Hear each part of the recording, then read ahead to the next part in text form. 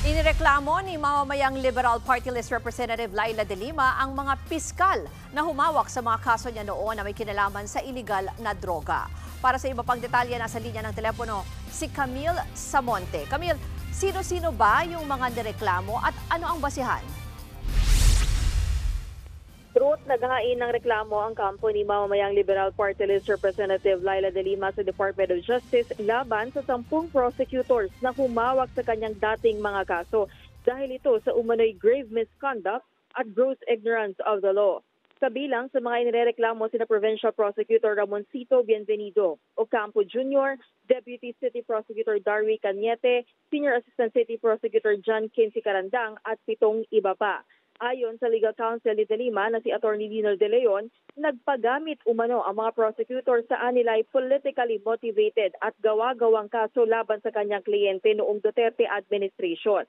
Gate ni Atty. De Leon, binaboy ng mga prosecutor ang kredibilidad ng DOJ noong nagdaang administrasyon.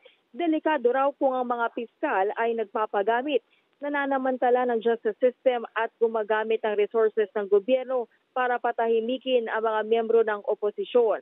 Matatandaang naabsuelto na si De Lima sa lahat ng kasong isinampa sa kanya ng DOJ na may kinalaman sa iligal na droga. November 2023 naman nang makalaya si De Lima matapos ang halos 7 taong pagkakabilanggo. At ngayon 20th Congress nga ay nakaupo na siya bilang kinatawan ng mamamayang Liberal Party List. Narito ang pahayag ng kampo ng kongresista. Napaka-importante na hindi lamang yung kaso, hindi lang kasi ito usapin na winidraw nila yung kaso eh. Ang usapin dito, delikado ang sambayan ng Pilipino pag may mga fiskal na nagpapagamit at wini-weaponize ang justice system para patahimikin ang ating duly elected leaders at even ang taong bayan.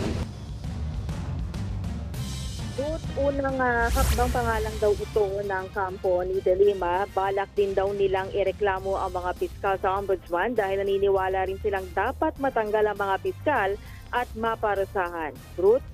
Yan po ang Express Report ni Camille Samonte. Mga kapatid, Ruth Cabalco, para sa mabilis na pasada ng mga balitang dapat niyong malaman, mag-follow at mag-subscribe sa social media pages ng News 5.